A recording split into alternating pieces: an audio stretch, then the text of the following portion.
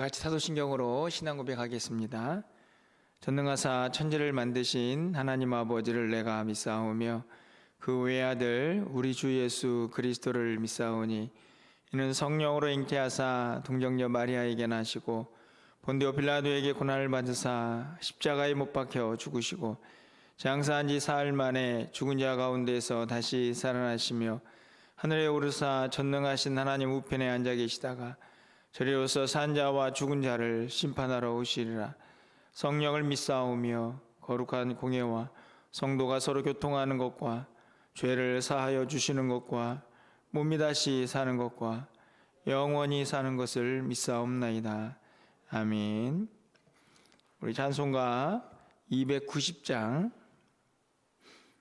우리는 주님을 늘 배반하나 찬양드립니다. 290장입니다.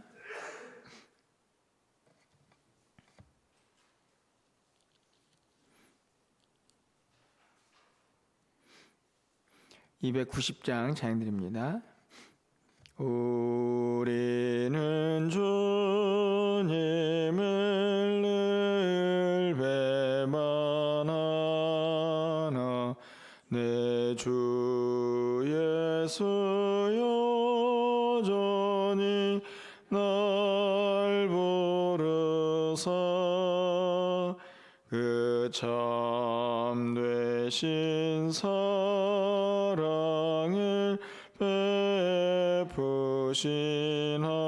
베푸시나니 내 영제여 주님을 곧 따르라. 주 널 위해 비네 주 널 위해 비네 주 널 위해 비네 항상 비시네 주께서 풍성한 은혜를 내려 내 영혼이 나날이 복 받으니 주 예수를 너희도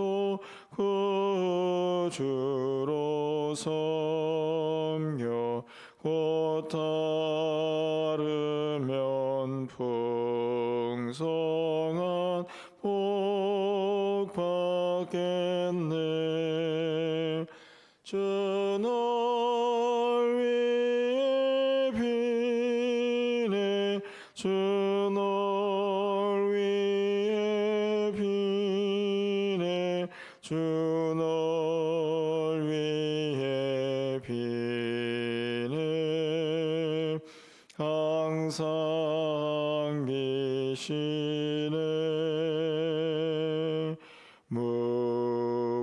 무거운 짐 지고 애타는 인생 주 예수께 돌아와 오시어라. 내 주 예수 너희를 돌보실 때에 참 복락과 한위가 넘치겠네. 주 널 위해 비네 주 널 위해 비네 주 널 위해 비네 항상 비시네. 아멘. 오늘 하나님 말씀은 창세기 20장입니다. 1절에서 8절까지 말씀을 교독하겠습니다.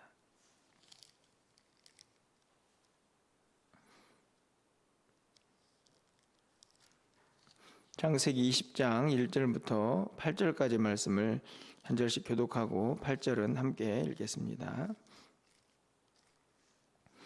아브라함이 거기서 네게부 땅으로 옮겨가 가데스와 술 사이 그랄에 거류하며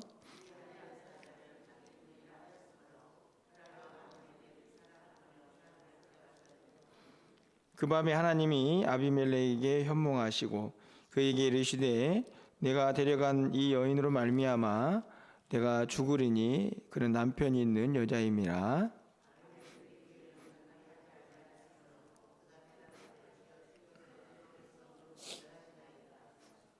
그가 나에게 이는 내 누이라고 하지 아니하나이까. 그 여인도 그를 내 오라비라 하였사오니 나는 온전한 마음과 깨끗한 손으로 이렇게 하였나이다.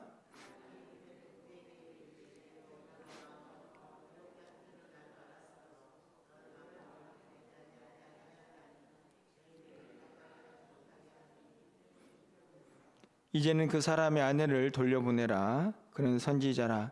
그가 너를 위하여 기도하리니 내가 살려니와 내가 돌려보내지 아니하면 너와 내게 속한 자가 다 반드시 죽을 줄 알지니라. 아비멜렉이 그날 아침에 일찍 일어나 모든 종들을 불러 그 모든 일을 말하여 들려주니 그들이 심히 두려워하였더라. 아멘.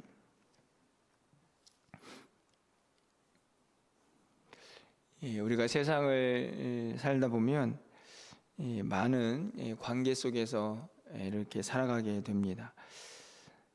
그 관계를 맺다 보면 그 관계가 평안하고 그리고 형통할 때도 있지만 그 관계 속에서 갈등과 여러 가지 또 문제에 직면을 하기도 하는데요. 그 갈등이 생겨난 이 관계의 어떤 문제 이유를 좀 생각해 보면 뭐 사실은 여러 가지 이유가 있겠지만 그 안에는 우리 자신의 잘못이 또 개입이 되어서 그 가운데서 문제가 생겨나는 것도 종종 보게 됩니다.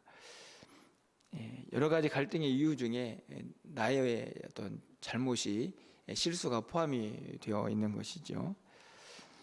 오늘 본문은 다시 이제 아브라함의 이야기로 돌아왔는데요. 저는 오늘 본문에서 역시나 또 아브라함의 연약함을 통해서 생겨나는 어떻게 보면은 큰 비극이 일어날 수 있었던 상황을 하나님께서 잠잠하게 모든 문제를 해결하시는 그런 모습을 다시 한번 이제 살펴보게 됩니다. 결국은 인간 세상의 모든 문제들은 결국 하나님의 직접적인 개입을 통해서만 평안해질 수 있다 하는 생각을 좀 다시 한번 해보게 되는데요. 오늘 본문은 앞에서 우리가 창세기 12장에서 읽었던 그 내용을 마치 다시 복사라도 한 듯이 이 아브라함과 사라의 연약한 모습을 그대로 보여주고 있습니다. 오늘 이야기는 사실 이제 아브라함이 여전히 어떤 한 곳에 정착하지 못하고 계속 떠돌아다니는 인생이다 하는 것을 다시 한번 우리에게 가르쳐주고 있는데요. 그렇게 움직이다가 그랄이라는 땅에 이제 도착을 하게 됩니다. 거기에는 이제 아비멜렉이라 하는 왕이 있었는데요. 그곳에서 거주할 때에 아브라함은 애굽에 내려갔을 때랑 똑같은 이제 반응을 보이죠. 결국은 이제 이 사라 그리고 그 아내로 인해서 혹시나 자기의 이제 생명이 위태로울까봐 또 거짓말을 이제 하게 됩니다. 2절 말씀을 보면 그의 아내 사라를 자기 누이라 하였으므로 그랄 왕 아비멜렉이 사람을 보내어 사라를 데려갔더니 이렇게 되어 있습니다. 똑같이 애굽에 내려갔을 때도 사라를 누이라고 하지 않았습니까? 그래서 이 바로 왕이 이제 사라를 데려가는데 2절 말씀을 보면 왕만 달라졌을 뿐 똑같은 모습이 이제 기록이 되어 있습니다. 마치 그냥 12장에 있는 이야기를 읽는 것처럼 그렇게 느껴지기도 하죠. 아비멜렉은 또 누이라고 하니까 이제 사라를 또 데려갑니다. 사실은 이제 이 일로 인해서 하나님께서 이제 3절 말씀에 보면 아비멜렉에게 나타나시죠. 그 밤에 하나님이 아비멜렉에게 현몽하시고 그에게 이르시되 내가 데려간 이 여인으로 말미암아 네가 죽으리라. 그는 남편이 있는 여자다. 사실은 아비멜렉의 입장에서 생각해 보면 얼마나 충격적인 이야기입니까? 분명히 이제 누이라고 하니까 사실은 이제 그 당시에 약간 풍습이 그대로 담겨져 있거든요. 사실은 그게 정상적인 건 아니지만 그 당시 문화에서는 이렇게 이제 어떤 여인이 이제 있으면 그 여인을 마음에 들었을 때 이제 자기 집으로 데려가서 이렇게 이제 혼인 관계를 맺는 이제 그런 일들이 굉장히 일반적이었다고 합니다. 그러니까 이제 이 아비멜렉도 자기가 왕이고 여러 가지 권한이 있으니까 이제 당연히 이제 사라를 데려간 것이죠. 근데 그날 밤에 하나님이 나타나셨습니다. 나타나셔가지고 너는 이 여인 때문에 죽을 거다. 이렇게 말씀을 하시죠. 아까도 말씀드린 것처럼 창세기 12장에서도 바로가 사라를 데려갔다가 어떻게 되었습니까? 그 집안에 큰 재앙이 임했죠. 여기에는 그러면은 재앙이 없었느냐? 그렇지 않습니다. 너가 죽을 거다 이렇게 말씀을 하셨지만 사실은 이미 이 집안에 큰 재앙이 있었죠. 오늘 본문을 제가 다 읽진 않았는데요. 여러분 18절 말씀을 좀 가서 보시면 여호와께서 이왕에 아브라함의 아내 사라의 일로 아비멜렉의 집에 모든 태를 닫으셨습니다. 이제 이 이야기는 나중에 이제 아브라함이 이제 기도를 통해서 이 가정에 임한 재앙을 다시 푸는 이제 그런 모습의 이야기를 기록을 하고 있는데요. 어떻든지 간에 이 아비멜렉의 행위를 통해서 하나님은 그날 밤에 나타나셔가지고 이 여인이 아내가 있다는 사실을 알려주셨고 그리고 너는 죽으리라 하는 하나님의 경고의 메시지도 하셨고 그리고 그것만이 아니고 이미 이 일로 인해서 아비멜렉의 집의 모든 여인들은 모든 태 다 다치는 그런 엄청난 이제 고난을 당하게 되죠. 그런데 여러분 생각해 보시면 그 이유가 어디에 있습니까? 다른 데 있지 않죠. 바로 아브라함과 사라가 거짓말을 했기 때문입니다. 이제 어떻게 보면은 떠돌이 인생이 어떻게 해서든지 살아보겠다고 하는 몸부림처럼 보이기도 합니다. 이 아내라고 했다가는 이 아내를 빼앗아 가면서 우리 모두를 다 죽일 것 같다 하는 이 두려움에 결국에는 이제 거짓말을 하게 되는데요. 안타까운 것은 아브라함이 이 일을 애굽에서도 똑같이 경험했다 하는 것입니다. 여러분이 아브라함 이야기를 지금 쭉 읽고 있는데 아브라함에게는 놀라운 그의 삶에 엄청난 경험이 두 번이 있었죠. 그것이 15장에도 있었고 17장에도 있었습니다. 15장에서는 하나님과의 언약의 그 엄청난 예식이 기록되어 있고요. 17장에서는 우리가 알다시피 이름이 아브라함으로 바뀌고 할례도 받았습니다. 그러면서 이 하나님의 백성이고 하나님께서 그와 함께 하셔서 하늘의 별같이 그렇게 많은 백성을 그들에게 허락하시겠다 약속도 하셨죠. 그리고 우리가 알다시피 그 100세에 이삭을 얻었습니다. 그러면 지금까지 아브라함 이야기만 조금만 정리를 해봐도 어떤 생각이 듭니까? 하나님께서 아브라함에게 정말 기적 같은 일들을 많이 보여주셨구나. 아마 애굽에서의 실수 정도는 하나님 보시기에는 크게 느껴지지 않을 만큼 이 아브라함을 완전히 이끄시고 인도하시는 하나님을 보게 됩니다. 그런데 그런 놀라운 경험을 했음에도 불구하고 아브라함은 또 두려워하죠. 야, 내가 이렇게 옮겨 다니다가 내 아내로 말미암아서 죽음을 당할 수도 있으니 우리는 서로 누이라고 남매라고 이야기를 하자. 이렇게 이야기를 합니다. 여러분은 이 아브라함의 행동을 어떻게 바라보십니까? 결국은 이 아브라함의 행동이 어떻다 말하기 이전에 그 행동을 통해서 이 그랄 땅에 있는 이 아비멜렉과 그리고 이 가정과의 관계가 완전히 무너지고 그의 거짓말을 통해서 아비멜렉의 가정도 태가 다 다치는 엄청난 재앙을 경험하게 되죠. 생각해 보면 사실은 이 모든 갈등의 복잡한 문제의 출발점은 아브라함의 거짓말이었다 하는 것을 우리가 알 수 있습니다. 제가 드리고 싶은 이야기는 사실은 우리도 어떻게 보면 우리의 실수와 잘못으로 인해서 이런 복잡한 문제에 휘말릴 수도 있다 하는 것입니다. 사실은 뭐 여러 가지 원인이 있겠지만 그 가운데 나의 잘못이 큰 지분을 차지해 가지고 어떤 문제를 일으킬 때가 참 많이 있다 하는 것이죠. 여러분은 어떠십니까? 혹시 여러분 주변에 지금 현재의 모습들 가운데에서 왜 이렇게 문제가 복잡해졌지? 라고 생각되는 그런 일들이 있다면 곰곰이 그 원인을 한번 생각해 보시면 어떨까 하는 생각이 듭니다.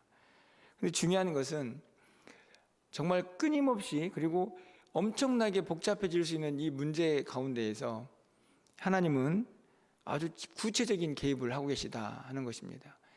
그리고 그 개입을 통해서 여전히 그 아브라함이라는 하나님이 택한 그 한 사람을 굉장히 튼튼하게 붙잡고 있다. 어떻게 보면 좀 표현이 맞는지 모르겠지만 아브라함의 체면을 완전히 살려주고 있는 하나님을 보게 됩니다.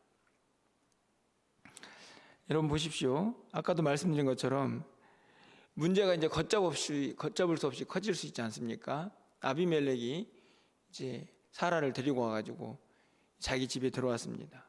만약에 하나님께서 그날 밤에 나타나지 않으셨다면 이야기는 아마 아비멜렉이 이 사라를 이제 동침할 수도 있는 그런 상황으로 확대가 될 수도 있겠죠.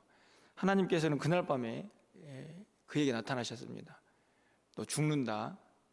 이 사람은 남편이 있는 사람이다. 확실하게 가르쳐 주셨죠. 그러면서 말씀하십니다. 여러분 7절 말씀을 보면 이제 그 사람의 아내를 돌려보내라. 그는 선지자라. 그가 너를 위하여 기도하느니 네가 살려니와 내가 돌려보내지 아니하면 너와 내게 속한 자가 다 반드시 죽을 줄 알지니라. 여러분 아까도 말씀드린 것처럼 문제의 발단은 아브라함의 거짓말 같은데 하나님께서 뭐라고 말씀하시냐면 그는 선지자다. 그가 너를 위해서 기도해야만 네가 산다. 여러분 놀랍지 않습니까? 여러분 그래서 어떻게 됐습니까? 17절 말씀에 가보면 이제 그렇게 해서 모든 문제가 이제 큰 탈 없이 이렇게 해결되어 가는데요.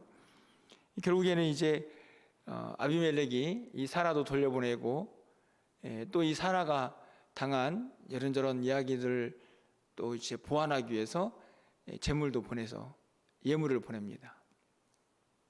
그리고 17절 말씀을 가서 보면 아브라함이 하나님께 기도하며 하나님이 아비멜렉과 그의 아내와 여종을 치료하사 출산하게 하셨으니. 이 구절을 잘 보시면 아브라함이 하나님께 기도해서 그 아비멜렉 집에 있던 모든 재앙이 풀려지고 있는 것을 볼 수 있습니다. 정말로 7절 말씀처럼 그가 선지자고 하나님께 기도해야만 그 모든 문제가 해결된다 하는 것을 하나님께서 확실하게 보여주고 있는 장면이죠. 여러분은 오늘 이야기를 어떻게 듣고 계십니까? 다시 저는 또 하나님은 하나님이시다. 이 말씀이 어떻게 들리시는지 모르겠지만 여러분, 왜 이렇게 하나님은 아브라함을 끝까지 붙잡고 계시는 겁니까? 이 아비멜렉 앞에서 왜 이렇게 하나님은 체면을 세워주고 계시나요? 그가 거짓말했다, 내가 그를 혼내겠다, 이런 말씀도 하지 않으십니다. 네가 잘못했다, 네가 왜 남편이 있는 아내를 데려왔느냐, 사람을 데리고 왔느냐, 책망하시고 태도 닫으시고 너 죽는다, 그렇게 말씀하시더니 이 모든 문제를 해결하기 위해서는 선지자 아브라함의 기도가 필요하다, 이렇게 말씀을 하십니다. 사실은 하나님께서 다 해결해 주시면 되는데 아브라함을 통해서 또 그 일을 하시겠다고 말씀하시죠. 이유가 뭡니까? 단 한 가지죠. 아브라함이 대단해서요? 아니죠. 무엇 때문입니까? 하나님께서 아브라함을 택하셨기 때문입니다. 하나님께서 아브라함을 부르셔서 내가 너를 복의 통로가 되게 하겠다, 복의 근원이 되게 하겠다, 너를 통해서 많은 백성들을 이 땅에 만들겠다, 이렇게 약속을 하셨기 때문에 아브라함의 조금의 실수나 연약함도 하나님께서 다 돌보고 계시는 것입니다. 아까도 말씀드린 것처럼 오히려 이 모든 문제의 발단은 아브라함에게 있는 것처럼 보이지만 하나님은 또 말씀하시죠. 아브라함은 선지자다. 선지자가 뭡니까?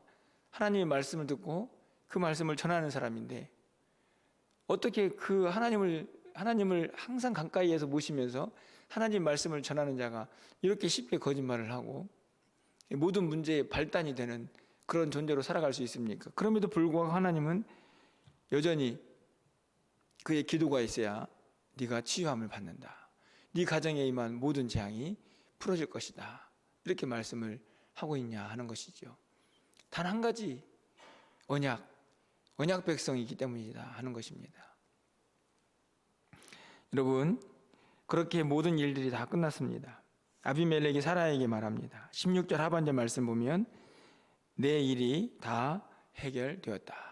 제가 오늘 이 해결되었다 이 말 한마디가 큰 도전이 됩니다. 사실은 이 해결됐다는 말은 아까도 말씀드린 것처럼 사라가 어떻든지 간에 이 아비멜렉이 오해를 해가지고 자기 집에 데려왔기 때문에 사람들에게 수치스러운 일로 기억될 수 있을까봐 아비멜렉이 예물을 가지고 이제 다시 아브라함 집에 돌려보내면서 그 모든 이 수치스러움이나 지금 모든 벌어진 일로 인해서 사라에게 어떤 해도 있지 않겠다 하는 것을 증언하는 표현이거든요. 이게 해결되었다라는 말입니다.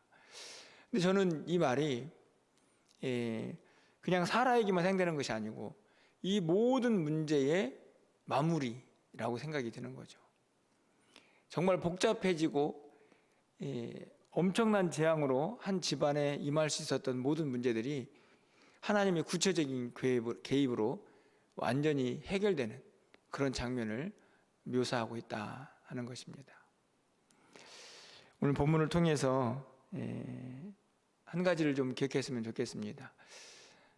하나님께서 우리가 이 땅을 살아가면서 여전히 우리를 지키시고 돌보시는 이유는 우리의 공로나 우리가 뭐 대단한 사람이기 때문은 아니라는 것입니다. 여전히 우리는 하나님의 은혜 안에 있는 것이죠. 그 은혜는 다른 것에 있지 않습니다. 하나님께서 우리를 택하셨기 때문이죠. 제가 늘 말씀을 드리지만 하나님께서 우리를 부르신 데에는 어떤 이유도 있지 않습니다. 그냥 하나님의 뜻, 하나님의 주권만 개입을 하죠. 예수님을 통해서 우리를 부르시고 하나님의 귀한 백성이 자녀가 되게 하신 그 언약의 신실함 때문에 여전히 우리는 그 하나님의 인도하심과 보호하심 안에 있음을 다시 한번 깨닫게 됩니다. 우리가 부르는 찬양처럼 우리는 늘 주님을 배반하죠.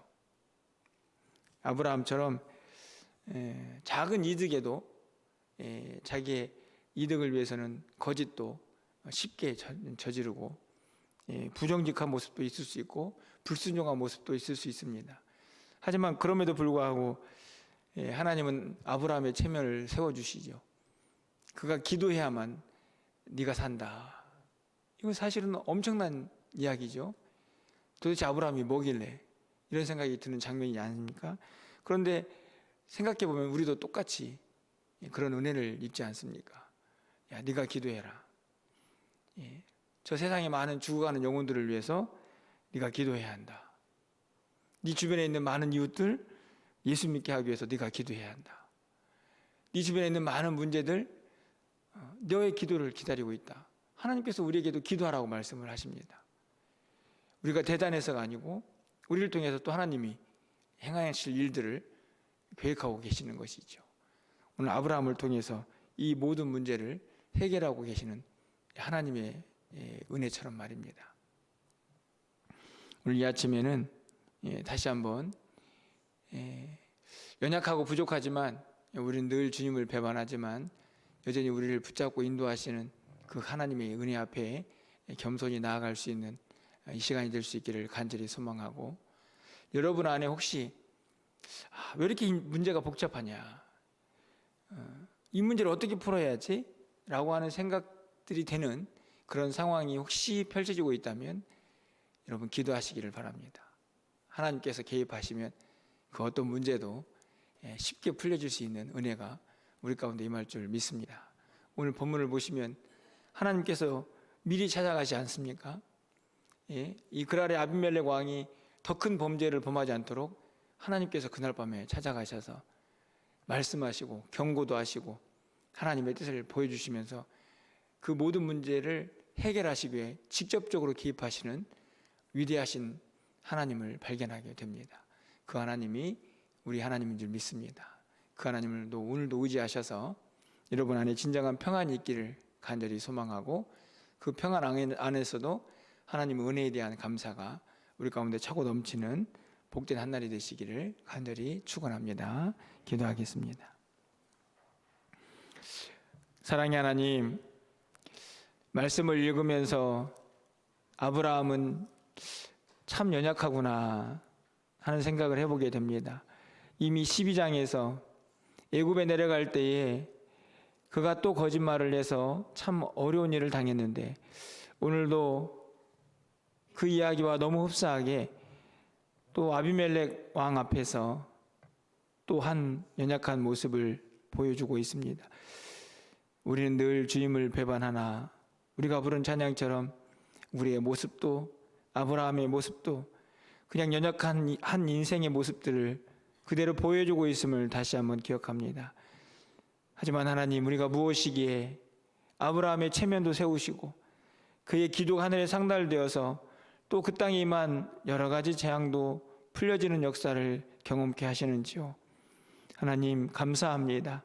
우리도 하나님의 은혜로 말미암아 여기까지 하나님의 언약하심에 그 신실하심을 말미암아 우리가 이 자리에 있음을 고백하오니, 주여 이 시간 감사하게 하시고 겸손하게 하시고 그 은혜 앞에 머리를 숙이는 우리 모두가 될 수 있도록 주님 인도하여 주시옵소서.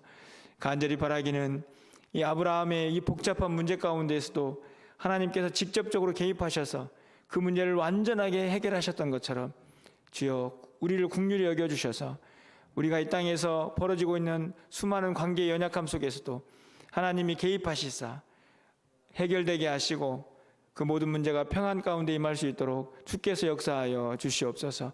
사랑하는 성도들, 오늘도 기도하오니 혹시나 이런 인간적인 문제에 휩싸여 있다면 하나님께서 긍휼을 베푸시사 해결하여 주시고 평안케 하여 주시고 참된 자유가 우리 가운데 넘쳐날 수 있도록 주께서 은총을 베풀어 주시옵소서.